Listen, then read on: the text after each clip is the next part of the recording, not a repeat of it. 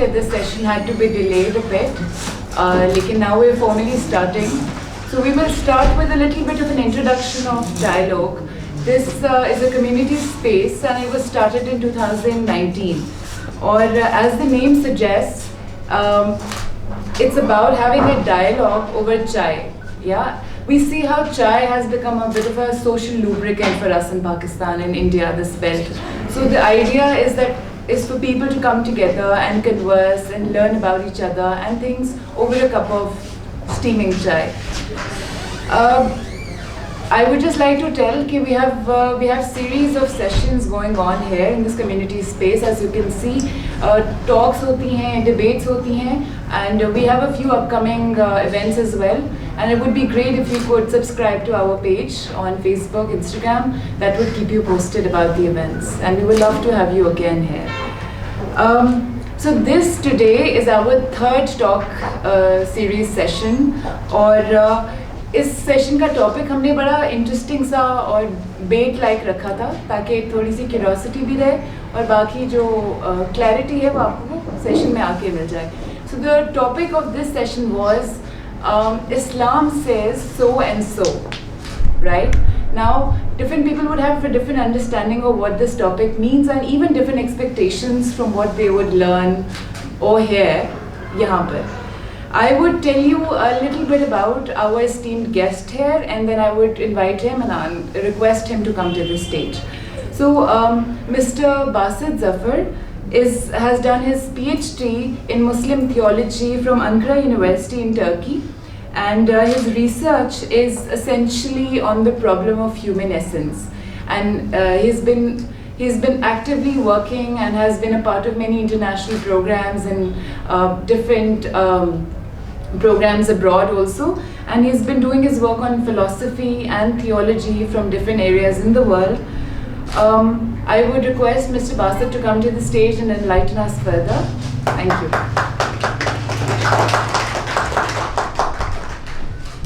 Informally, एक दो चीज़ें हैं. Since he had requested for this session to be kept very, very interactive, so we would not be speaking from the stage. Rather, we would be having a conversation, a two-way conversation.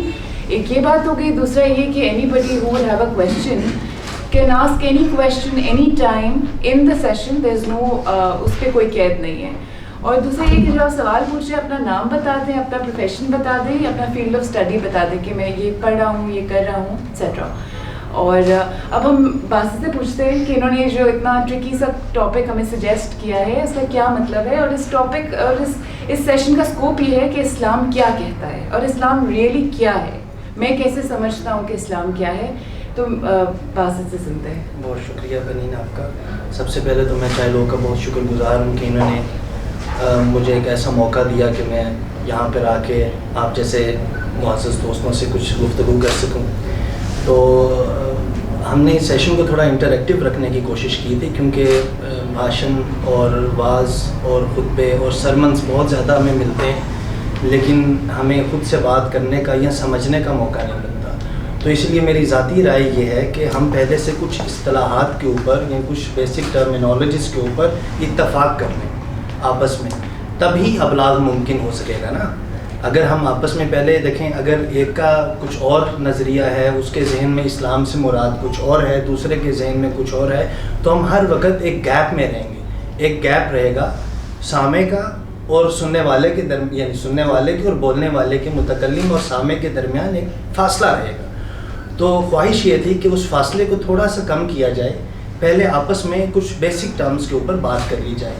तो चूँकि मैं अभी आया हूँ वापस पाकिस्तान, मुझे आए तकरीबन 3 माह हुए हैं अभी, तो जहाँ मैं जाता हूँ, जहाँ उठता बैठता हूँ, हर कोई मजहबी बातें करता है. तो मैंने कहा कि मुझे पहले ये तो पता चले कि ये क्या है. तो उसके लिए फिर मुझे मौका मिला.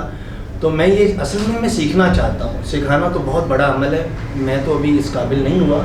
लेकिन ये है कि जब हम कहते हैं कि इस्लाम ये कहता है, जहाँ कहीं भी हम सुनते हैं ना, घर में, बाहर, मस्जिद में, बाज़ार में, कि इस्लाम में ये है, ये नहीं है, तो मैं सोच में पड़ जाता हूँ. एक एकेडमिक स्ट्रक्चर से निकल के जब मैं सादा सी दुनिया में आया तो मैंने कहा कि यहाँ पे तो हर एक का एक अपनी डेफिनेशन है. तो मेरी ख्वाहिश ये है, मेरी एक दरख्वास्त भी आप सबसे, کہ پہلے ازاہ کرم آپ بتائیے کچھ ایک آدھا کچھ آپ میں سے کوئی بتائے کہ اسلام سے کیا مراد ہے.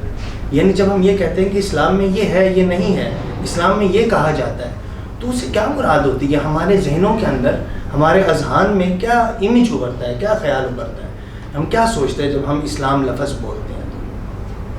آپ لوگوں میں سے کوئی بھی والنٹیرلی بتا سکتا ہے کہ آپ کے نزدیک اسلام کی کیا انٹرپریٹیشن ہے یا نہیں ہے؟ Even that's okay. جی please. My name is Mary Baloch and I am from National Bank University. I am doing international relations. تو what I believe is اسلام ہمیں ایک ہر چیز کا ایک صحیح طریقہ بتاتا ہے. ہم اسلام کا باقی لوگوں کے رفظ کا معقول اسلام کا حق, یعنی جو سچ بتائے. تو دنیا میں اب ظاہر ہے کوئی ایسی چیز نہیں تھی پہلے جو کہ ہم پریکٹیکلی بتا سکیں کہ یہ صحیح ہے یہ غلط ہے. ہمارا جو بھی کرتا تھا, جو ڈیزائرز ہوتے تھے, ہم اس کو صحیح کرتے تھے. تو ہمارے میرے خیال سے اسلام نے ہمارے کو گیپ کر دیا. کوئی اور؟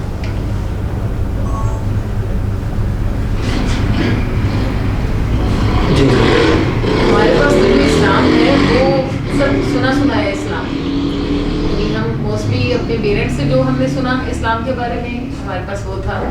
پھر جو ہم نے اسلامیت کی کتابوں میں پڑھا پھر وہ اسلام تھا ہمارے پاس.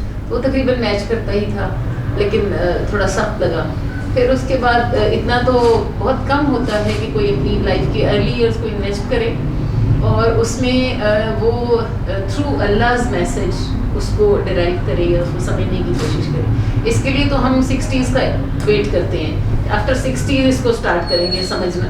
تو اس لیے جو ہمارے پاس میں نے آبزرویشن جو میری ہے اس میں یہ ہے کہ ہمارے پاس سنا ہے اسلام ہے.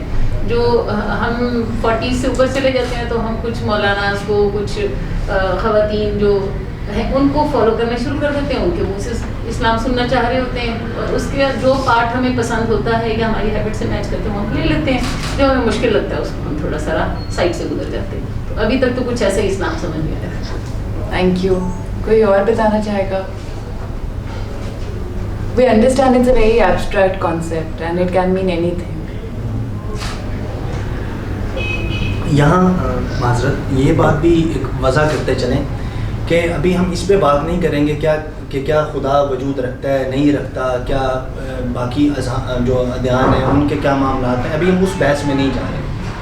ہم نے کیا کیا, ہم نے ایک علمی روایت کے اندر سے ایک چنک اٹھایا اور اس کو آج ہم نے کہا کہ اس کو اسپیسیمن کو ہم دیکھتے ہیں. جس طرح لیبارٹری کے اندر ایک سائنسدان مختلف قسم کے اسپیسیمنز رکھتا ہے اور ان کو آبزرو کرتا ہے ود پیسیج آف ٹائم, دیکھتا ہے کہ ان میں کیا تبدیلیاں رونما ہو رہی ہیں. اسی طرح ہم نے کیا کیا کہ ابھی اس میں سے صرف ایک چنک نکالا جس کو ہم اسلام کہتے ہیں. تو ابھی ہم دیکھیں گے کہ اس میں ہمیں کیا سمجھ میں آتا ہے. کیا یہ ایک کورا کاغذ ہے یا کیا اس پہ کچھ تحریر ہے, اور اگر تحریر ہے تو اس کے معنی کیا ہے, یہ ایک اہم بات ہے. خیر, تو گزارش یہ ہے کہ ابھی جس طرح اس ٹاپک کے نیچے کچھ ڈیٹیلز تھیں, 2-3 لائنیں تھیں, کچھ سطر تھی, تو اس میں یہ تھا کہ ہم اس کو یہ دیکھتے ہیں کہ ایک سادہ آدمی یا ایک عام آدمی یا وہ انسان جس نے اسلام کو ایک مذہب کے طور پہ یا اکیڈیمکلی اس نے اس کو نہیں پڑھا, اس کے نزدیک اسلام کیا ہے؟ کیا ایک مونولیتھک بلاک ہے کہ جو ہمیشہ سے ازل تا ابد قائم و دائم ہے, یا کیا ایک بہتا ہوا سیل رواں ہے جس میں تبدیلی اور تغیر اور ایک اجتہاد جو ہے وہ اس میں برقرار رہتا ہے؟ یہ سوال ہے. تو اس میں کچھ بنیادی چیزیں ہیں. خیر, میں چاہ رہا تھا کہ تھوڑا زیادہ انٹریکٹیو ہوتا, کچھ گرم جوشی نظر آتی تاکہ بات کرنے کا مزہ آتا. تو ہم لوگ زیادہ تر سننے والے لوگ ہیں. جی آپ نے درست بجا فرمایا آپ نے کہ وہ اس پہ مجھے یاد آ رہا ہے دین عامیہ شنید دین عارفاں دید, وہ خیر ایک الگ بحث ہے. اچھا, ابھی ہم یوں کرتے ہیں کہ پہلے میں آپ کو تھوڑا یہ بتاتا ہوں کہ تھیولوجی کسے کہتے ہیں. جو تھیولوجی ہے یہ کیا ہوتی ہے, یعنی میں نے کس چیز کے اندر اپنا وقت جو ہے وہ انویسٹ کیا ہے. تو تھیولوجی جو ہے جی یہ اصل میں انگریزی میں جو ہے یہ لفظ دو تھیوس اور لوگوس سے آیا ہے. یہ دونوں لفظ جو ہیں وہ یونانی اور اس میں لاطینی میں آپ کہہ سکتے ہیں کہ موجود ہیں. تھیوس خدا کو کہتے ہیں اور لوگوس علم کو کہتے ہیں یا اسٹڈی آف, جس طرح ہم بایولوجی کہتے ہیں, جس طرح ہم زوولوجی کہتے ہیں, زو جو ہے وہ اینیملس کو کہتے ہیں اور لوجی جو ہے وہ لوگوس سے ہے, اسٹڈی آف اینیملس. تو اسی طرح دا اسٹڈی آف گاڈ یا study of knowledge of God یا اس طرح. تو اس میں پھر آگے کئی مختلف مدارج ہیں, مختلف ڈسپلنس ہیں. پرابلم یہ ہے کہ اس کو عربی میں کیا کہتے ہیں. کیا آپ میں سے کوئی بتائے گا کہ تھیولوجی کو عربی میں کیا کہتے ہیں؟ جی جی تین جی تین تو ریلیجن کو عربی میں کیا کہتے ہیں؟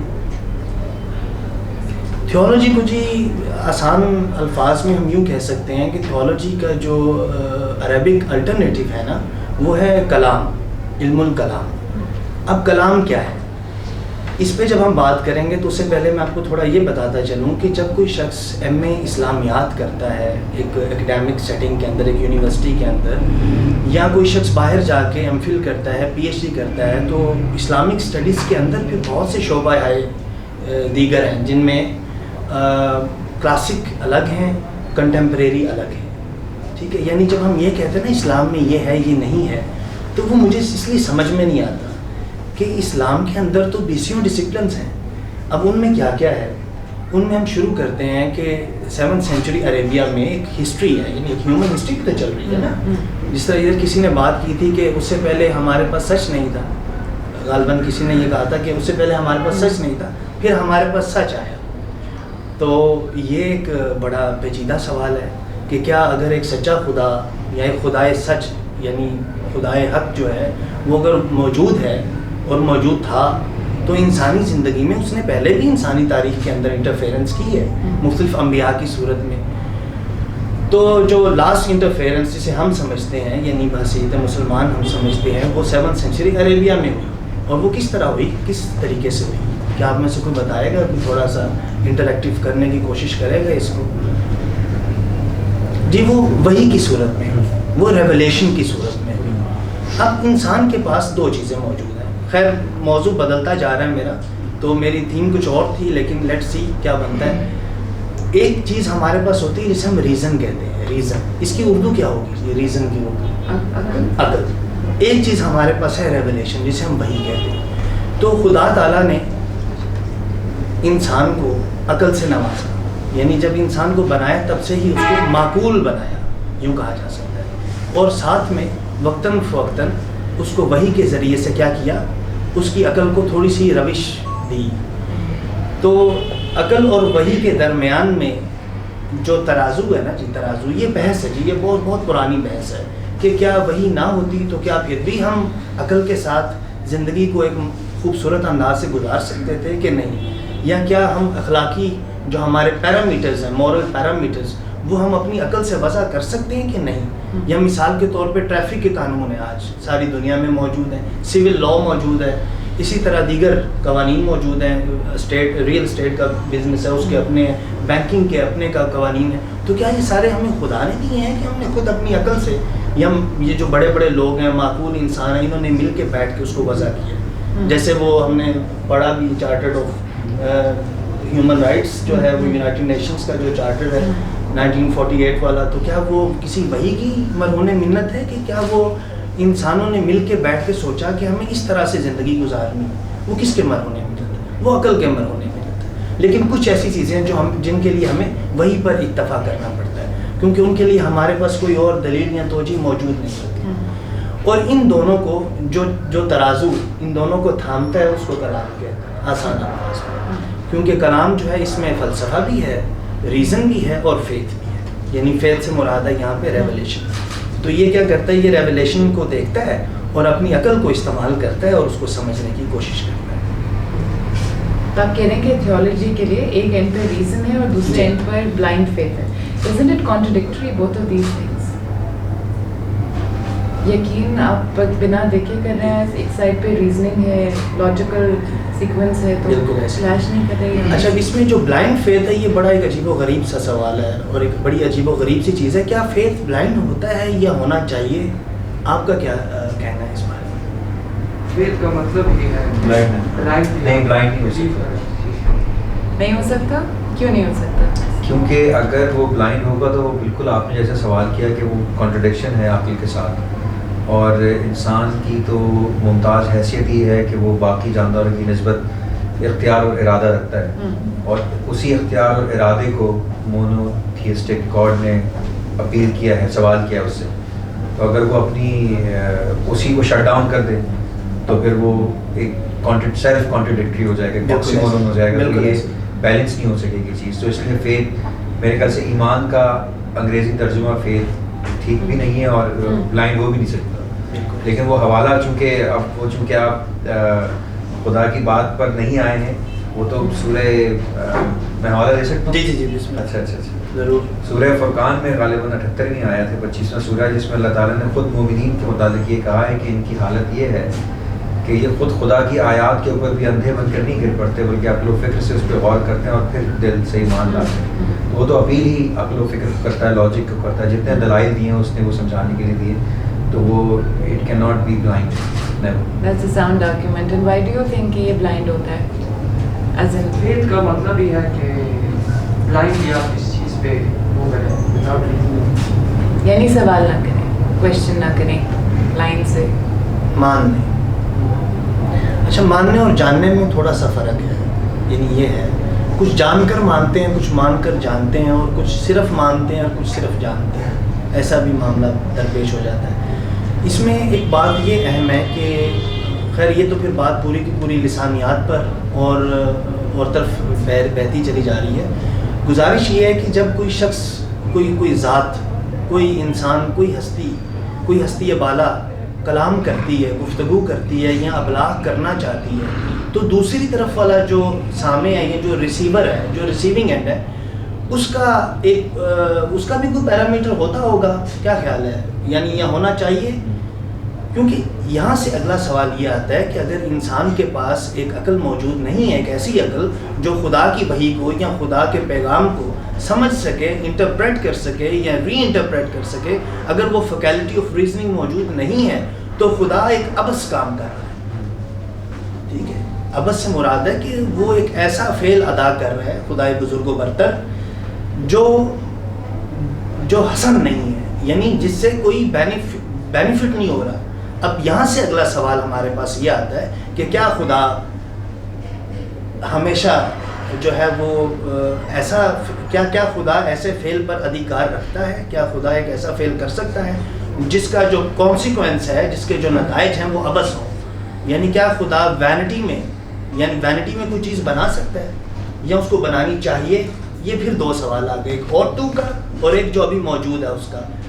آپ کا کیا کہنا ہے اس بارے میں؟ یعنی ایک باپ اپنے نومولود بچے کے ساتھ کوئی فلسفہ ادیان کی گفتگو کرے تو کیا یہ ایک معقول حرکت ہوگی؟ نہ کہہ رہے کہ اللہ ہمیں دے رہا ہے، کیا دے رہا ہے؟ زندگی گزارنے کا طریقہ، موریلٹی کا ہے وہ دے رہا ہے. تھوڑا سا اونچی بولیے. موریلٹی کا وہ دے رہا ہے اور زندگی گزارنے کا طریقہ دیا ہے. اور کہہ رہے کہ غور و فکر کر، ہاں جی، اپنے انوائرمنٹ میں دیکھیں. جی جی. تو ان سوالات کے جوابات کے لیے پھر دین کا وقت ہے. آپ کو رکھ دیا کانٹیکس میں اور سوال بن رہے ہیں اور اس کو بیسکلی سالو آپ کہہ رہے ہو کہ ریلیجن کرے گا. وہ بھی اللہ نے دیا. ہم اپنی ریزننگ سے وہ ان کا وہ نہیں دے سکتے، تو ہمیں ایک وہ چاہیے کہ اس کا جواب چاہیے ہمیں. دیکھیں، میں ایک مثال آپ کو دینے کی کوشش کرتا ہوں، امید کرتا ہوں تھوڑی سی سمجھ میں آئے گی. کہ ایک کتاب ہے اور میں پڑھا لکھا آدمی نہیں ہوں، مجھے پڑھنی نہیں آتی، نہ میں اس کو ازبر کر سکتا ہوں نہ کچھ. تو مجھے کیا کرنا پڑے گا؟ سب سے پہلے مجھے سیکھنا پڑے گا نا، مجھے وہ زبان سیکھنی پڑے گی. پہلے تو مجھے زبان سیکھنی پڑے گی. میں سیکھوں گا کیسے اگر میرے اندر فیکلٹی ہوگی ہی نہیں سیکھنے کی یا سمجھنے کی؟ تو پہلے تو میں نے سیکھا، زبان سیکھی، اپنے ماں باپ سے، والدین سے سیکھی، معاشرے سے سیکھی، استادوں سے، درسگاہوں سے سیکھی. زبان سیکھ کے پھر میں نے اس زبان کے استعارے سمجھے. کیا خیال ہے؟ تو یہ سب کچھ، یہ جو زبان ہے یہ عقل کی ہی عکاسی کرتی ہے. یعنی جس کے پاس زبان نہیں ہے اس کے پاس اس کی وہ، یعنی اس کو ہم معقول کیسے کہیں گے، وہ ایک الگ ایک بحث ہے. یہ جو بات سوری کر رہے تھے نا، اس کی مجھے تو یہ سمجھ میں آئی ہے کہ جب خدا کی وحی ہے، خدا کا کلام ہے، تو وہ جس جگہ قرار دے رہا ہے وہ ریسیپٹر بھی اتنا ہی، اس کا ظرف جو ہے وہ اس قابل ہونا چاہیے کہ وہ اس کو ریسیو کرے، انڈرسٹینڈ کرے اور پھر آگے ڈیلیور کرے. اور رسول اللہ صلی اللہ علیہ وسلم رسول امی کے نام سے، یعنی انہوں نے تو نہ پڑھنا سیکھا، نہ ان کا کوئی استاد تھا اور نہ انہوں نے لکھنا سیکھا. اور یہی ایک رسول اللہ کی اس کو بتانے کے لیے عرب کے لوگوں میں کہ یہ پیورلی اللہ کا کلام ہے جو کہ وہ ریسیو کر رہے ہیں اور آگے دے رہے ہیں. یہ کسی انسان کا نہ انہوں نے سیکھا تھا کہیں سے اور نہ یہ چیزیں. تو وحی کا جو ہے اس کی لاسٹ وحی جو اللہ نے کی اور انسانوں کی ہدایت کے لیے، تو اس میں تو ہمیں تو یہی سمجھ میں آ رہی ہے چیز. اچھا، اب ہم دوبارہ آتے ہیں اپنے موضوع کی طرف. موضوع یہ تھا کہ اسلام جو ہے، جب ہم اس کو پڑھتے ہیں کسی درسگاہ میں، کسی یونیورسٹی میں، کسی جامعہ میں، تو ہم ادھر کیا کچھ پڑھتے ہیں یا کیا کچھ اس میں موجود ہے. تو اسلام میں سمجھتا ہوں جی، بہت معذرت کے ساتھ، یہ ایک امبریلا ٹرم ہے، یعنی اس کے اندر بہت کچھ موجود ہے، یعنی یہ پوری فیلڈ آف اسٹڈیز ہے آسان الفاظ میں. اور اس کے اندر کیا کچھ ہے، جیسے ابھی آپ نے بات کی، تو اس کو ہم اسٹڈی کرتے ہیں سیرہ کے اندر، یعنی پیغمبر مآب کی جو زندگی ہے، ان کے جو واقعات ہیں، اس کو ہم ہسٹری میں دیکھتے ہیں. وہ الگ سے پورا ایک ڈسپلن ہے جس کو ہم سیرہ کہتے ہیں. اور اس کے اندر کیا ہے، اس کے پھر علیحدہ سے یعنی مختلف یونرس ہیں، ان یونرس کے اوپر مختلف کتابیں لکھی گئی ہیں. 1400 سال کے اندر کتابوں کا ایک سیل رواں ہے. اتنی کتابیں ہیں کہ ہم اپنی زندگی میں کسی ایک کو بھی مکمل طور پہ گراسپ نہیں کر پاتے، اتنی اس میں ایک واسٹنس پائی جاتی ہے. تو یہ ہو گئی ہمارے پاس. سب سے پہلے کیا آیا ہمارے پاس؟ وحی آئی، جس کو ہم قرآن کریم کہتے ہیں. قرآن کریم کے اندر 27 دیگر علوم ہیں جن پہ تحقیق کی جاتی ہے مغرب کی دنیا میں، خاص طور پر. یہاں کا مجھے بھی پتہ نہیں ہے. تو اس میں کیا کیا آتا ہے؟ اس میں ہمارے پاس زبان آتی ہے، پھر زبان کے آگے مسائل آتے ہیں، صرف ہے، نحو ہے اور دیگر چیزیں ہیں. پھر کانٹیکسٹ آتا ہے، اسباب النزول آتے ہیں، اسباب الورود آتے ہیں. پھر وہ الگ پوری ایک قرآنک سائنسز جس کو ہم کہتے ہیں، یہ پوری فیکلٹیز بنی ہوئی ہیں مغرب کی دنیا میں، جہاں پہ جامعات کے اندر لوگ مخطوطے الگ پڑھتے ہیں، پھر ان کی جو ہے مینوسکرپٹ اسٹڈیز الگ ہیں. ٹھیک ہے. پھر اس کے بعد آیات کے اندر جو تعویل اور تفسیر کا جو علم ہے وہ الگ ہے، جس کو ہم آسان الفاظ میں ہرمنوٹکس بھی کہتے ہیں. اس کے پھر بڑے لوگ موجود ہیں، وہ زبان کی انالیٹیکل فلاسفی میں چیزوں کو اسٹڈی کرتے ہیں، دیکھتے ہیں. وہ ایک چیز ہے، وہ ہو گئی قرآن. سب سے پہلے یہ ہم کلاسک علوم کی بات کر رہے ہیں. پھر ہمارے پاس دوسرا آتا ہے حدیث. پھر حدیث کے اندر کیا ہے؟ ہمارے پاس اخبار ہیں، خبر واحد ہے. حدیث کی پھر آگے کیٹاگرائزیشنز ہیں. ایک حدیث کی ایک اسپیسیمن کے طور پہ، پھر اس کے متن کی کرٹیسزم الگ ہے، راویوں کی کال اور کیل الگ ہے. اور اس کے بعد یہ ہے کہ اس میں اس کے ساتھ حدیث کے اندر مثال کے طور پر ہم کہتے ہیں حدیث میں فلاں فلاں بات آئی. بھائی میاں کون سی حدیث میں آئی ہے؟ حدیث سے مراد کیا ہے؟ تو وہ پھر الگ اس میں موضوعات ہیں. پھر اس میں جو جنہیں ہم آج صحیحین کہتے ہیں، مطلب آج ہم سے مراد ہے کہ میجورٹی جو سنیوں کی ہے، صحیحین بخاری اور جو سن کے جنہوں نے اسلام. ہاں جی. تو پھر وہ صحیحین سے جو وہ صحیح، وہ کس کی صحیح ہے؟ وہ بخاری کی صحیح ہے کہ ہماری صحیح ہے؟ وہ پھر الگ بحث ہے. تو اس کو ہم حدیث کے کرٹیسزم میں وہ الگ سے اسکالرز دیکھتے ہیں اور کرتے ہیں. تیسری چیز ہمارے پاس آتی ہے کلام. علم الکلام اس کو آسان الفاظ میں کہتے ہیں. اس میں کیا ہوتا ہے؟ اس میں عقیدہ ڈیفائن کیا جاتا ہے. کریڈ عقیدہ کیا ہے؟ مثال کے طور پہ ہم میں سے ہر ایک کو جو مسلمان ہوں گے یہاں پہ، ان کو ایمان مجمل، ایمان مفصل بچپن میں یاد کروائی گئی ہوگی کہ خدا ایک ہے اور ہم ایمان لائے اللہ پر اور فرشتوں پر اور کتابوں پر جو نازل ہوئی وحی کی صورت میں اور پیغمبروں پر اور روز آخرت پر. تو اس کو ڈیفائن کرتے ہیں جی، یعنی عقیدے کے اندر یہ کیا جاتا ہے. مثال کے طور پہ اہل سنت کے ہاں سب سے پہلے اور سب سے جو معروف جو ایک عقیدے کا جو ہمارے پاس ٹیکسٹ ہے، جس کو ہم الفقہ الاکبر کہتے ہیں ابو حنیفہ کا، وہ موجود ہے. پھر اس کے بعد آگے دیگر ابو حنیفہ کے ساتھ الگ سے ہے، ماتریدی امام ماتریدی کے ساتھ الگ سے ہے، عقیدہ طحاویہ الگ ہے، ابو معین النصفی کی تبصرۃ الادلہ الگ ہے. اور اس طرح بڑے بڑے مشکل نام ہیں عربی میں لکھنے والوں کے بھی اور کتابوں کے. تو یہ الگ سے پورا ایک پورشن ہے جس میں ہم کیا کرتے ہیں، خدا کی ذات باری جو ہے اس کی صفات اور اس کے افعال اور ان صفات کی ذات کے ساتھ کس آہنگ میں ان کا ربط ہے، اس کو ہم سمجھنے کی سیکھنے کی کوشش کرتے ہیں.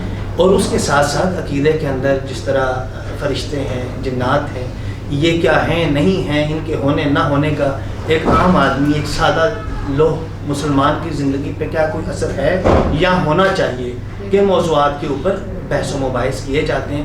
تو علمی روش یہی ہوتی ہے، اس میں کوئی گھبرانے کی بات نہیں ہے کہ یہ وہ کیا کہتے ہیں کہ وہ میخ نکالتے ہیں ہر چیز کی اور اس کی بال کی کھال اتارتے ہیں. تو علم کا یہی کام ہوتا ہے، علم اسی کو کہتے ہیں. یہ تھیسس اور اینٹی تھیسس سے آگے گرو کرتا ہے. ہم سیکھتے ہیں, سکھاتے ہیں. یہ ہو گئی تیسری چیز. چوتھی چیز آتی ہے جس کو ہم کہتے ہیں فلسفہ. اور جو فلسفہ ہے وہ جب ہم اس علمی روش میں چل رہے ہوتے ہیں, مطلب پیغمبر مآب سے لے کے جب ہم چلتے ہیں تو 200 سال بعد ہم دیکھتے ہیں کہ ایک ایسے فارمیٹیو پیریڈ. اچھا, جب ہم ہسٹری کی بات کرتے ہیں تو 1400 سال بھی کوئی ایک دن میں نہیں گزرے. اس میں بہت سی جنگیں ہوئیں, بہت سے فتنے اٹھے, بہت سے مسئلے مسائل ہوئے. اب آج کی کنٹمپریری مسلم ورلڈ جو ہے اس کے مسائل اور ہیں, جس میں فار ایگزامپل اسلاموفوبیا ایک بہت بڑا ایشو ہے. اس طرح کے اور دیگر ایشوز ہیں. وومن اینڈ اسلام ایک ایشو ہے. اس طرح اور بھی چیزیں ہیں. اسلامک بینکنگ اب آپ دیکھیں آ گئی آج, پہلے اس کا وجود ہی نہیں تھا. یہ ایک ایسا شعبہ ہے جو بہت ریسنٹلی ڈیولپ ہوا ہے, خاص طور پہ ملیشیا میں اس کی کافی اسکوپ ہے. تو یہ آ گئی تیسری چیز. پھر اس کے ساتھ ساتھ میں تھوڑی سی اس بارے میں بھی وضاحت کرنا چاہ رہا تھا کہ جس کو ہم فرقہ کہتے ہیں, فرقہ, سیکٹ, کہ آپ مسلمان ہیں, ہم سب کہتے ہیں مسلمان ہیں, لیکن اس کے اندر پھر بہت سی تفاصیل ہیں, بہت سی آگے ڈیٹیلز ہیں. تو اس میں تھوڑا سا, بس آپ کی اجازت, تھوڑا سا اس پہ روشنی ڈالنا چاہوں گا کہ فرقہ ویسے کسے کہتے ہیں آپ کے خیال میں؟ کچھ سمجھتے ہیں اس کو, اس چیز کو؟ جی, ایک فرقہ بنیادی طور پہ ایک اسکول آف تھاٹ ہے جو انسانوں کو انسانوں سے تقسیم کرتا ہے. وہ مذہبی فرقہ بھی ہو سکتا ہے, سیاسی بھی ہو سکتا ہے, لسانی بھی ہو سکتا ہے. یعنی جو بھی ایک فالٹ لائن مینٹین کرتا ہوں تو اس فالٹ لائن کی مینٹیننس وہ فرقے کی صورت میں ہوتی. اور ویسے اگر یہ والے رائے ایک دینا چاہتا ہوں اس میں کہ جو یعنی کہ اسلام میں جتنے بھی فرقے ہیں, جتنے کلیم کیے جاتے ہیں اس سے زیادہ ہی ہیں, جو جتنے کوٹ کیے جاتے ہیں اس سے زیادہ ہی ہیں. تو یہ بھی دیر لائک وہ ناز پہلوی ہیں, وہ کون ہے جنہوں نے گورکھ دھندا والا ایک جو لکھی ہے, اس میں وہ ایک شعر ہے کہ نہیں ہے تو پھر انکار کیسا, نفی بھی تیرے ہونے کا پتہ ہے. تو یہ جتنے بھی فرقے ہیں نا, they more or less they are like wheat on the fertile ground of Islam. So their presence itself tells you that what Islam is not, because categorically دیکھیں ایک اور اہم سوال بھی اس کے ساتھ جڑتا ہے کہ جب ہم اسلام کہتے ہیں باسط بھائی تو obviously اس کا کوئی نہ کوئی ماخذ ہونا چاہیے. تو سارا جو جھگڑا ہے جو مجھے نظر آتا ہے وہ اس کے ماخذ پر ہی کہ وہ آپ کہاں سے لے رہے ہیں, وہ کہاں سے لے رہی ہیں, میں کہاں سے لے رہا ہوں, سارا جھگڑا ہی اس پہ ہے. تو اگر وہ if we go back in time we have to make sure that یہ ماخذ ہے تو پھر وہاں سے بھی چیزیں آگے بڑھیں گی. فرقہ تو بنیادی طور پہ ڈیوائڈ ایک فالٹ لائن ہے, وہ کسی بھی قسم کی ہو سکتی ہے, مذہبی بنیاد کی بھی ہو سکتی ہے, لسانی بنیاد کی بھی ہو سکتی ہے. اور اب تو نیشنلزم بھی ایک وہ تازہ خداؤں میں بڑا سب سے وطن ہے جو پیرہن ہے اس کا, وہ مذہب کا کفن ہے. Another thought that comes to my mind is کہ different فرقے ہیں, ان کا different origins ہیں. Is it possible that they all date like are traced back to one entity? ایک not just فرقے but different religions بھی, ایسا ممکن ہے کہ ایک سورس ہو ہر چیز کی, لیکن اس کی انٹرپریٹیشن اور ہماری انٹرپریٹیشن کی وجہ سے it's becoming, وہ بھی اس کی ڈائیورسفائڈ ہونے کو پروف کر رہی ہے نا. میں چاہتا ہوں کہ نا دو نہیں تو کوئی ایک آدھی چیز ضرور آپ یہاں سے لے کے جائیے. تو اس میں سے ایک یہ ہے کہ اختلاف الرائے لا یفسد, کہ جو فکر میں یا جو ڈفرینس آف اوپینین ہے وہ فساد کا سبب نہ ہوتا ہے نہ ہی ہونا چاہیے. ایک تو یہ بات ہے. دوسری ہمیں یہ بات سمجھنی ہے کہ جو بھی کوئی بڑی سوچ, بڑی فکر یا بڑی شخصیت تاریخ میں آئی ہے اس کے ساتھ سے مختلف دھارے ہوتے ہیں, اور یہ اس کی ایک اس کی ریچنس کو شو کرتی ہے. یعنی یہ اس کا یہ مطلب نہیں, ہم میں سے ہر ایک یہ سمجھتا ہے اصل میں کہ جو سچ ہے نا وہ یک رنگی ہے. مجھے ایسا محسوس ہوتا ہے کہ جو سچ ہے اس کے کئی رنگ ہوتے ہیں اور وہ ہر رنگ میں سچ ہی ہوتا ہے. تو کیونکہ عقل انسانی جو ہے وہ ہر چیز کو ایک پیٹرن میں, ایک سٹرکچر میں ڈالتی ہے. تو فرقے بھی اسی کا ہی ایک اظہار ہے اگر عقلی پیمانوں پر بات کی جائے. تو اس پہ سیکٹ پہ ہم دوبارہ واپس آتے ہیں کہ ایک بہت ہی مشہور العوام ایک روایت ہے کہ ہر قوم اور ہر امت کے یا مذہب کے تھے مختلف فرقے تھے اور اسلام کے 73 ہوں گے مثال کے طور پر. تو ہم یہ دیکھتے ہیں کہ فارمیٹیو پیریڈ کی جب ہم بات کرتے ہیں نا تو وہ ارلی 4 سینچریز کی ہم بات کر رہے ہیں آفٹر ہجرا. تو اس میں ہم یہ دیکھتے ہیں کہ مختلف قسم کی ڈینومینیشنز ابھرتی ہیں. کچھ پولیٹیکل موٹیوز کے ساتھ لوگ ابھرتے ہیں, کچھ جسٹس چاہتے ہیں سوسائٹی کے اندر, اور کچھ جو ہے وہ اپنے ایک پولیٹیکل اسٹینڈس کے ساتھ ڈیولپ ہوتے ہیں, کچھ جو ہیں وہ آئیڈیالوجی کے ساتھ ڈیولپ ہوتے ہیں. تو اس طرح بڑے ہی دلچسپ واقعات ہیں اسلامی تاریخ کے اندر. میں ساتھ کتابیں اتنی نہیں لا سکا, میری خواہش تھی کہ میں لے کے آتا, آپ لوگوں کو دکھاتا کچھ چند ایک کتابیں, آپ دیکھتے, آپ کو لطف آتا دیکھنے کا, چھونے کا, پڑھنے کا. تو ارلی سینچریز کے اندر جی 2 کتابیں کافی مشہور ہوئی ہیں. اس میں ایک کتاب ہے شہرستانی کی الملل والنحل, اور دوسری ہے عبد القاہر البغدادی کی کتاب ہے الفرق بین الفراق. تو ان دونوں کتابوں کے اندر ہمیں بڑے بڑے دلچسپ واقعات ملتے ہیں. مختلف ڈینومینیشنز ہیں, ان کے مختلف بلیفز ہیں. تو انسان سوچتا ہے کہ اگر یہ سب کیسے آپس میں رہے, یا کیا ان کے درمیان کوئی اسٹرگلس بھی تھیں, کوئی ٹینشنز بھی تھیں؟ تو آف کورس وہ بھی تھیں. اور ان کی جو اسٹڈی ہے اس کو ہم کیا کہتے ہیں, ہیریسوگرافی کہتے ہیں. ہیریسوگرافی بھی کہا جا سکتا ہے اس کو, یا سیکٹ اسٹڈی آف سیکٹس بھی اس کو ہم کہتے ہیں.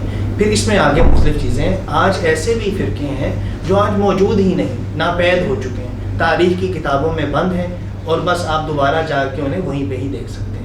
تو آج نئے فرقے, جس طرح آپ نے بتایا سوشل یہ نیشنلزم وغیرہ, قومیت پرستی, یا اپنی اپنی سیاسی پارٹی کے ساتھ وابستہ ہونا, پھر ان کے سمبلس کا استعمال کرنا, یہ بھی بڑا ایک دلچسپ واقعہ ہے. اب ہم آہستہ آہستہ آ رہے ہیں کلچرل اسٹڈیز کی طرف, کہ جیسا کہ میں نے اس میں بھی وضع کیا تھا کہ اسلام جو ہے یہ کلچرل فینومینا بھی ہے. فلٹرز کی بات, جی کلچرل فلٹرز بھی ہیں اس کے اندر. اور اس پہ کل بھی بات ہماری بلکہ ہو رہی تھی کہ جس طرح آپ یہ نوجوان نسل یہ سب انسٹاگرام یوز کرتے ہیں, اس طرح کی اور چیزیں, تو اس میں فلٹرز ہوتے ہیں نا مختلف. تو ایسا احساس ہوتا ہے کہ جو دین القیم ہے نا, یعنی جو ایک خدا کی بارگاہ کے اندر جو اسلام ہے, وہ شاید کچھ اور ہے. ہم جو انسان ہیں, ہم اپنے اپنے پیراڈائم کے اندر, اپنے اپنے ٹائم اینڈ اسپیس کے اندر, اپنے اپنے ہسٹوریکل اور جغرافیکل جو ہمارے پریمسز ہوتے ہیں, ہم ان کے اندر معنی تلاش کرتے ہیں. ہم سچ کو اپنے اپنے شعور کا پہناوا پہناتے ہیں. تو ایسا بھی ایک ہے چیز. اس کے علاوہ اسٹڈیز کے اندر کلچرل جب ہم اس میں شفٹ میں جاتے ہیں, تو پھر آف کورس اب قوالی ہے مثال کے طور پہ. تو قوالی کو جو پڑھنے والا ہے, یا یعنی اس کو جو اس پہ اسٹڈی کرنے والا ہے, یا انڈین صوفی میوزک کو جو فوک میوزک کو جو پڑھنے والا ہے, تو وہ بھی ایک قسم کا اسلامک اسٹڈیز کے اندر ہی ایک شعبہ ہے. میوزک کا بھی ہے, باہر کی دنیا میں پڑھایا بھی جاتا ہے. اسی طرح کیلیگرافی ہے, خط ہے, یعنی خط نستعلیق تو ہم لکھتے ہیں.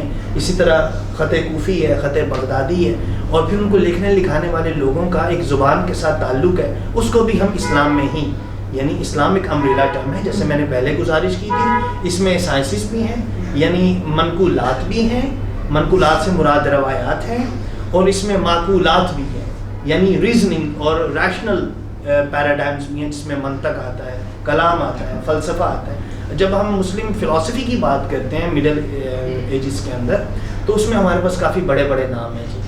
اور فارابی ہے, جیسے سب سے پہلے الکندی ہے, پھر فارابی ہے, ابن سینا ہے, اور پھر چلتے چلتے ابن رشد پہ آ کے بات تقریباً ختم ہو جاتی ہے. تو انہوں نے کیا کیا, یا مطلب ان کے بارے میں ہم جب سوچتے ہیں, جب ہم سمجھنے کی کوشش کرتے ہیں, تو ہمیں کیا ملتا ہے. انہوں نے وہ اصول وضع کیے جن کے ذریعے سے ہم اپنے ورلڈ ویو کو کنسٹرکٹ کر سکتے ہیں.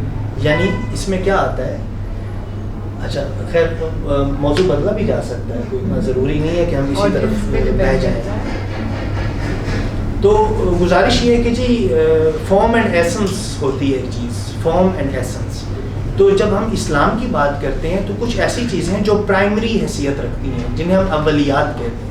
یعنی جو کہیں پہ بھی اگر آپ نائجیریا میں جائیں یا برما میں جائیں, جو کوئی مسلمان اگر فن لینڈ میں رہ رہا ہے, تو دیکھیں اس کے جو روزے کے اوقات ہیں وہ مختلف ہو سکتا ہے وہاں سے. کیا خیال ہے, ہمارے روزے کے اوقات جو ہیں وہ کچھ اور ہوں گے, اس کے کچھ اور ہوں گے, کیونکہ وہاں 6 مہینے اور 6 مہینے دن اور رات کے بھی ادھر مسئلے مسائل ہیں. 3 گھنٹے کے لیے سورج نکلا ہے اور اس کے بعد پھر ڈوب گیا, یہ افق پر ہی موجود ہے. تو وہ جو چیزیں ہیں وہ جزویات میں آتی ہیں جی, وہ پرٹیکولرس ہوتے ہیں, وہ یونیورسلز نہیں ہوتے. تو جو یونیورسلز ہوتے ہیں, ایسا گمان گزرتا ہے کہ وہ خدا کے نزدیک وہ قائم ہیں, وہ مقیم ہیں, ان میں کوئی انحراف یا تبدیلی رونما نہیں ہوتی. یعنی جو ایک مسلمان نائجیریا کا ہے, جو تنزانیہ کا ہے, جو لیٹن امریکہ میں کوئی چلی میں کوئی نو مسلم ہے, اس کے لیے بھی پرنسپلز وہی ہیں جیسے یہاں پہ بھی کسی نے بات کی تھی جو ہمارے لیے ہیں. لیکن اس کے بعد کلچرل فلٹرز آتے ہیں جی, لینگویج کے فلٹرز آتے ہیں, ہسٹوریکل فلٹرز آتے ہیں, پولیٹیکل فلٹرز آتے ہیں.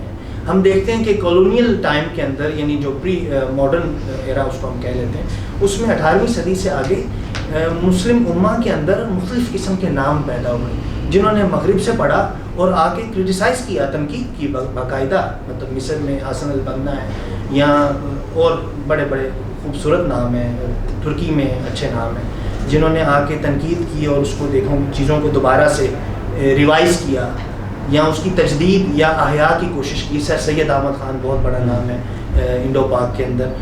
تو انہوں نے کیا کیا, مطلب آپ میں سے کوئی تھوڑا بتا سکتا ہے, کچھ آپ کے ذہن میں کچھ ہے اس بارے میں؟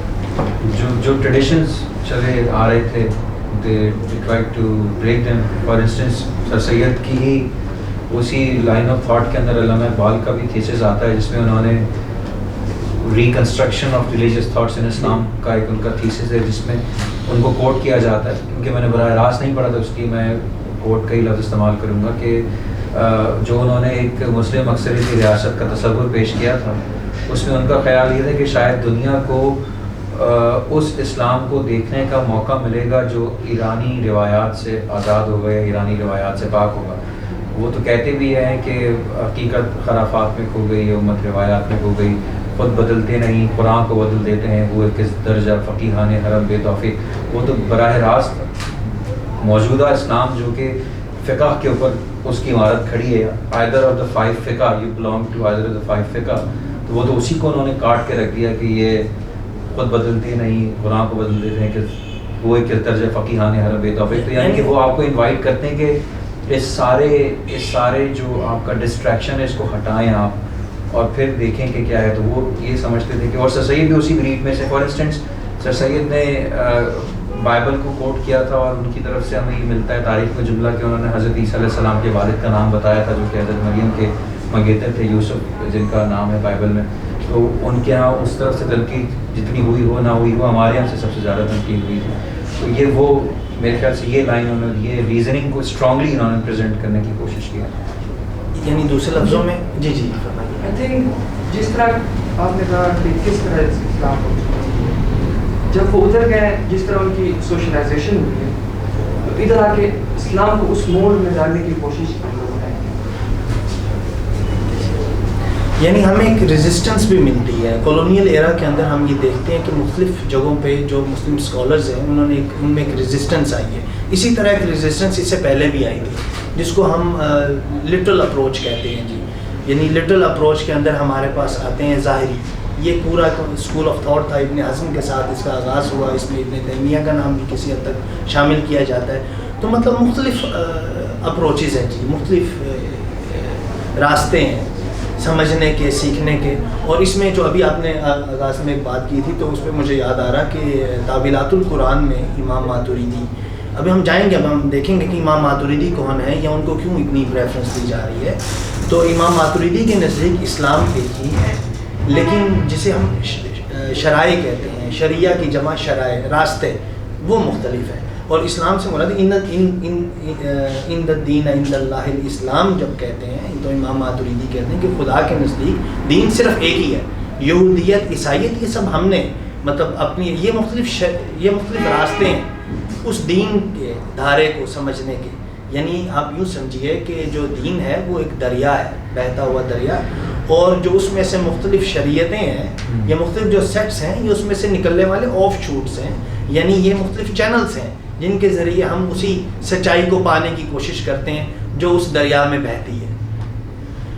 تو اب امام ماتریدی کا میں نے ذکر کیا تو یہ اصل میں عقیدے کے اندر جب ہم بات کرتے ہیں تو سنیوں کے ہاں امام ماتریدی ایک تیسرا اسکول آف تھاٹ ہے. پہلا ہمارے پاس آتا ہے معتزلائٹس کا جو ریشنلسٹ تھے, بہت زیادہ عقل پرست تھے یا عقل پسند تھے. اور اس کے بعد ہمارے پاس آئے ابو الحسن الاشعری, تو جن کے یوزلی ہم لوگوں سے مراد ہے کہ سنیوں کے ہاں عقیدے کے اندر ابو الحسن الاشعری کو امام مانا جاتا ہے. تو جب ہم عقیدہ ایک اور چیز ہے پریکٹیکلٹی میں فقہ جو ہے یہ جو لیجسلیٹو جو ہم ایک رولنگ لیتے ہیں وہ فقہ میں آتا ہے, اس کو ہم فقہ میں ڈسکس کرتے ہیں, اور اس میں آف کورس ہم جانتے ہیں کہ ابو حنیفہ کو ماننے والے حنفی کہلاتے ہیں, سنی کہلاتے ہیں جو فقہ حنفیہ کو مانتے ہیں, پھر فقہ جعفریہ بھی ہے, اور اسی طرح اور بھی دیگر ڈینومینیشنز ہیں جو چھوٹے اسکیل پہ ڈیل کرتی ہیں, جیسے عبادیز ہیں جو عمان میں رہتے ہیں. تو وہ خارجیز کا ایک آف شوٹ تھا جو آج موجود ہے, لیکن وہ اپنے آپ کو خود خارجی کہلوانا پسند نہیں کرتے, کیونکہ خارجی آپ کو پتہ ہے کافی ریڈیکل موومنٹ چلی تھی ارلی اسلام کے اندر, تو وہ اپنے آپ کو عبادی کہتے ہیں. اور اسی طرح اور بھی مختلف اسمالر ڈینومینیشنز موجود ہیں. تو دا کویشچن دیٹ کمز ہے مائی مائنڈ, آپ لوگوں کے اس میں ہو تو وہ ہے کہ اتنی کمپریہنسو اسٹڈیز ہیں اور اتنے سارے آف شوٹس نکل رہے ہیں, تو how does it facilitate our understanding of Islam as a religion, does it take us to the essence. اور جو وہ بات کریں کہ انہوں نے یہ نشاندہی کی ہے کہ پھر جینوئن ریلیجن کہاں ہے, آگے سارے اس کے آف شوٹس ہیں تو وہ کہاں ہے؟ جینوئن ریلیجن سے پھر ہم اسی بحث کی طرف دوبارہ لوٹتے ہیں کہ جینوئن ریلیجن سے مراد کیا ہے ہماری, کیا 2+2=4 کی ہم بات کرنا چاہ رہے ہیں, یعنی کیا ہے وہ یہ پوچھنا چاہ رہی ہیں where do we take it from, یعنی کیا نہیں, why we need to take it from anywhere or why do we need it. سوال میرے خیال میں تھوڑا اس نوعیت پہ چلا جانا چاہیے. کیا خیال ہے کہ ہمیں کی ضرورت کس چیز کی ہے کہ ہمیں یہ کہ پروردگار جو کہنا چاہ رہے ہیں وہ ہمیں تبھی پتہ چلے گا نا کہ کہاں سے لے, جب سارے کے سارے راستے ہم کہہ رہے ہیں کہ کسی سے بھی چلے جائیں تو جو پروردگار کہنا چاہ رہے ہیں بھی سارا ہی سسٹم ہے, اس کا مطلب ہے وہاں پہ پہنچ جائیں گے, مل جائے گا. جتنے چینلز ہیں اگر اس طریقے سے دیکھیں تو اس کا مطلب کہ کوئی بھی پکڑ لیں وہ سارے اپنی اپنی جگہ پہ ٹھیک ہے. واسف بھائی وہ اسٹیو جابس نے ایتھیسٹ ہو گئے تھے, وہ اپنی عمر کے آخری حصے میں شروع میں ہو گئے تھے. وہ کہتے تھے کہ ان کے حساب سے جتنے بھی دنیا کے مذاہب ہیں ان کو لگتا ہے کہ ایک کوئی بہت بڑا گھر ہے اور دنیا کے جتنے بھی مذاہب ہیں وہ اس گھر کے دروازے ہیں. لیکن ان کو کنفیوژن یہ تھی کہ وہ سوچتے تھے کہ وہ کہتے تھے کہ میں سوچتا ہوں کبھی کبھی مجھے لگتا ہے کہ وہ گھر ہے, کبھی کبھی لگتا ہے کہ نہیں ہے. اور جو جس طرح شریعت آپ صحیح کہہ رہے ہیں, راستے کو بھی کہتے ہیں اور دھارے کو بھی کہتے ہیں, ایگزیکٹلی یہی ڈیفینیشن جو محمد علی ہیں باکسر ان کی بھی یہی تھی کہ ساری اسٹریم جا کے ایک ہی دریا میں ملتی ہیں. لیکن وہ جو دریا ہے اس دریا کی بھی کوئی حیت ہونی چاہیے. یہ سوال یہی ہے کہ ماخذ کیا ہے, ہاؤ ایک ڈیفینیٹ چیز, ایک ایسا حبل اللہ تو ہونی چاہیے نا. میں نے خود ہی اصطلاح استعمال کر دی ابھی, مطلب what is like what makes you so confident that what you have in your hand is what, وہی دریا ہے جو جس میں سارے جھرنے جا کے مل رہے ہیں. تو وہ ہم بس یہ کہ مسلمان ہم یہ سمجھتے ہیں کہ وہ قرآن کریم ہے, وہ حبل اللہ وہ قرآن کریم ہے. لیکن یہ assumption ہے, بات کو تھوڑا بتا دیں. لیکن یہ assumption ہے نا کہ آپ کو لگ رہا ہے کہ جو آپ کا رستہ ہے وہی ویریفائڈ ہے. نہیں, ویریفائڈ نہیں, کنوینئنٹ ہے. میں ویریفیکیشن کی بات نہیں کروں گا, میں کنوینئنس کی بات کروں گا. ٹو بی آنیسٹ میرے لیے کنوینئنٹ ہی ہے, مطلب میرے لیے یہ کنوینئنٹ نہیں ہوگا. خیر آج تو ہم چونکہ اسلام کی بات کر رہے ہیں کہ مطلب کوئی بھی شخص جو ہے وہ جا کے بدھسٹ ہو کے وہ بیٹھ کے دھما پدا پڑھے اور اس میں جو ہے وہ اس سے سمجھنے کی کوشش کرے, تو میرے لیے میرا خیال ہے کہ میرے لیے کنوینئنس اس چیز میں ہے کہ جو میرے پاس ایک پہلے سے موجود ایک متن ہے, ایک ٹیکسٹ ہے, میں اس ٹیکسٹ کو اپنی بنیاد بناؤں, اپنے اپسٹیمولوجیکل گراؤنڈ کے اندر میں اس ٹیکسٹ کو رکھوں. تو وہ جو ٹیکسٹ ہے اس کی انٹرپریٹیشنز ہیں جن جو مختلف انداز میں ہم تک پہنچی ہیں اور ہم ان کو استعمال کرتے ہیں. اور ان میں جو ہے وہ یہاں پہ ایک تیسرا جملہ شاید آپ میں سے کسی کی یادداشت میں رہ جائے, وہ یہ ہے کہ every translation is an interpretation. تو جو بھی کوئی ترجمہ ہم تک پہنچتا ہے وہ ایک انٹرپریٹیشن ہے, وہ متن نہیں ہے, وہ متن کے سوا ہے. تو جو متن ہے اس کو جب بھی ہم پڑھیں گے وہ ہمارا ماخذ ہوا نا, وہ ہمارا سورس آف نالج ہوا. تو اس میں اب آگے ایک آیت کی تعویل یا تفسیر کچھ اور کر رہا ہے, دوسرا کچھ اور کر رہا ہے, تیسرا کچھ اور کر رہا ہے, حسب منشا. حسب منشا اور اچھا اس میں پھر 2 رویے ہیں جی. ایک کو ہم کہتے ہیں ایک کو ہم کہتے ہیں اصحاب الرائے یعنی the people of free opinion, اور دوسرے کو ہم کہتے ہیں جو روایت کو ماننے والے لوگ ہوتے ہیں جنہیں ہم کہتے ہیں ٹریڈیشنسٹ. تو یہ اس میں پھر 2 رویے ہمارے پاس آتے ہیں, اور میرا خیال ہے کہ اہل تشیع کے ہاں یہ آج بھی معروف ہے. ان میں بھی اخباریون الگ ہیں اور دوسرے الگ ہیں, وہ جو ٹیکسٹ کو بنیاد بناتے ہیں اور متن کو لے کر چلتے ہیں, مطلب لفظ سے لفظ کو اساس سمجھ کر لفظ کی ہی پیروی کرتے ہیں جی. ان کو ہم لٹرلسٹ کہتے ہیں, جیسے میں نے ان کی ایک مثال ابن حزم کی صورت میں دی تھی, جن کو ہم ظاہریون کہتے ہیں یعنی, اور ان کا ایک دوسرا نام بڑا دلچسپ ہے, ان کو لفظیون بھی کہا جاتا ہے. ہاں, اور دوسرے جو ہیں جن کو ہم اصحاب الرائے کہتے ہیں, the people of free opinion, جن کی بنیاد معتزلائٹس ہیں, ان کو عقلیون بھی کہا جاتا ہے. تو ایک وہ ہے جس نے لفظ کو اساس بنایا, دوسرے نے ہیومن فیکلٹی آف ریزننگ کو اساس بنایا, اور ابن رشد کے ہاں دونوں ہی مقبول ہیں. ابن رشد یہ کہتے ہیں کہ وحی اور عقل دونوں ایک ہی ماں کی جائی ہوئی جڑواں بیٹیاں ہیں, کیونکہ دونوں کا ماخذ خدا کی ذات باری ہے. اور سر سید کے ہاں بھی یہی روایت ہمیں ملتی ہے, اور معتزلائٹس کے ہاں تو خیر تماماً یہی رویہ اختیار کیا گیا کہ جب آپ کے پاس اگر عقل نہیں ہے نا تو آپ سمجھ ہی نہیں سکتے میسج کو.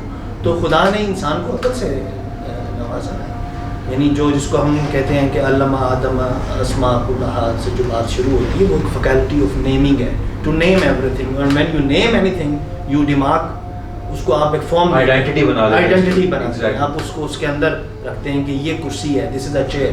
تو پھر چیئر کی ایک ڈیفینیشن ہے جو ہمارے ذہنوں میں موجود ہے, اس سے بات کرنی آسان ہو جاتی ہے ہمیں آپس میں. اور یہی آغاز میں ہم کہہ رہے تھے کہ ہمیں آپس میں ایک کامن گراؤنڈ پہ آنا چاہیے کہ اسلام سے ہماری مراد کیا ہے. یا جب ہم ایک لفظ بہت آسان جملہ بول دیتے ہیں کہ اسلام میں اس چیز کی اجازت ہے, اس چیز کی نہیں ہے, تو کہیں ہم کہیں پیچھے کہیں ہم کسی فقہ کی بات تو نہیں کر رہے ہوتے کہ فقہ حنفیہ میں اس چیز کی اجازت نہیں ہے, یا سرخسی نے المقصود میں یوں کہا ہے, یا فلاں جو آج فقیہ ہیں ان کا فتویٰ یہ ہے, وہ ان کا فتویٰ ہے, وہ اسلام کا یا خدا کا فتویٰ نہیں ہے.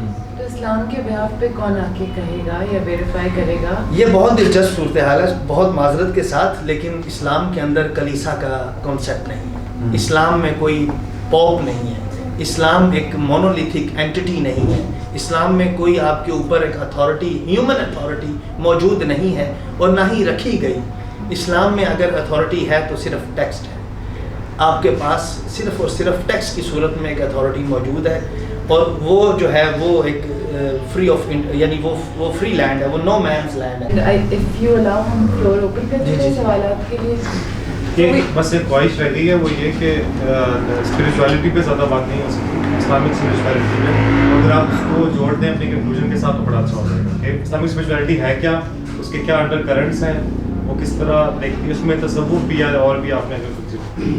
اچھا, یہ جو اسپریچولیٹی کا مسئلہ ہے یہ بڑا ایک دلچسپ مسئلہ ہے. اس کو ہم آسان الفاظ میں یوں کہہ سکتے ہیں کہ کسی بھی کتاب کا یا کسی بھی جو دین یا کوئی بھی جو ایک میتھڈالوجی ہے اس کا ایک ظاہر ہوتا ہے اور ایک باطن ہوتا ہے, آسان الفاظ میں, جس کو ہم فارم اور ایسنس بھی پہلے کہہ کے تھوڑی سی بات کرنے لگے تھے, لیکن پھر ہم ادھر سے پلٹ آئے تھے. تو جو ظاہر ہے وہ ہمارے پاس ارکان کی صورت میں موجود ہوتا ہے.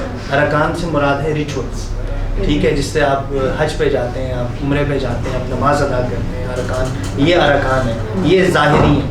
اور اسی طرح پھر ایک باطنی اپروچ ہے, وہ میرے نزدیک ایک انٹلیکچوئل اسٹرگل ہوتی ہے اور وہ بہت ہی انفرادی نوعیت کی ہوتی ہے.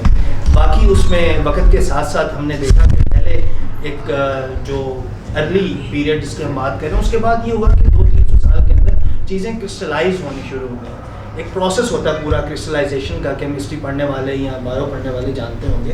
تو وہ چیزیں آہستہ آہستہ ایک شکل اختیار کر لیتی ہیں, پھر وہ مسودہ بن جاتی ہیں, پھر وہ اصول بن جاتی ہیں, پھر ہم انہی کے مطابق زندگی گزارتے ہیں. اور بیچ میں وقت کے ساتھ ساتھ کوئی ایسا سانحہ, کوئی ایسا حادثہ پیش آتا ہے کہ ہم اس کو ریوائز کرتے ہیں, اور اس عمل کو ہم کیا کہتے ہیں, اجتہاد کہتے ہیں. لیکن اس کے علاوہ یہ ہے کہ فارمیٹیو پیریڈ کے اندر سب سے پہلے زہد کا پیریڈ تھا, اس کو ہم کہتے ہیں زہد, the period of piety. Piety اس کی انگریزی کی جاتی ہے, کہ جس میں انفرادی لوگوں نے خود سے مجاہدے کیے اور اپنے آپ کو سمجھا اور ایک آسان روش اختیار کی. پھر اس کی پولیٹیکل جو بیک گراؤنڈ ہے تصوف کا وہ الگ ہے, اور اس کا جو سوشل ایک اسپیکٹ ہے وہ الگ ہے. لیکن بات اتنی سی ہے کہ جو تصوف ہے وہ ایک پوری ایک الگ ڈومین ہے. میں تھوڑا سا عقلیات اور معقولات کے اندر ذرا زیادہ مجھے آسانی اور آسودگی محسوس ہوتی ہے, کیونکہ جو دوسری روش ہے وہ ایک پوئٹک امیجینیشن ہے جی, اور امیجینیٹو فیکلٹی بھی ہر انسان کے اندر موجود ہوتی ہے. جس طرح آپ کے اندر لاجیکل یا ریزننگ فیکلٹی ہے, اسی طرح امیجینیٹو فیکلٹی بھی ہوتی ہے, اور کچھ کے اندر وہ زیادہ ہوتی ہے. میلان طبع کی بات ہے جی, کچھ کا میلان طبع جو ہے وہ تخیل کی طرف اور تصور کی طرف زیادہ ہوتا ہے, وہ پھر شاعر بنتے ہیں. کچھ کا جو ہے وہ عقل کی طرف یا منطق کی طرف زیادہ ہوتا ہے, وہ پھر لاجیشینس بنتے ہیں یا گرامر کے اصول وضع کرتے ہیں.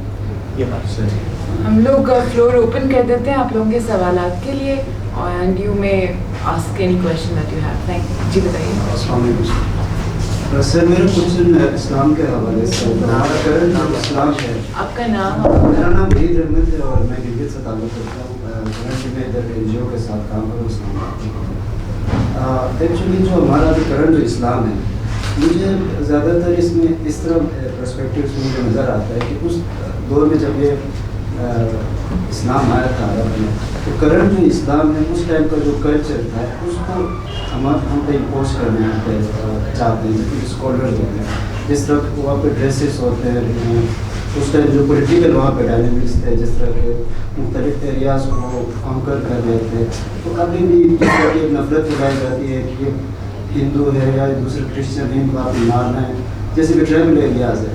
اب میں خود بھی ایسے ایریاز سے تعلق رکھتا ہوں جہاں پہ بس ہمیں بچپن میں یہ کہا جاتا ہے یہ ہندو ہے تو اس کو اپنے قتل نہیں کرنا, ٹھیک ہے, یا تو یہ کرسچن ہے تو آپ نے اس کو لائک اس کا قتل آپ پہ لازم ہے.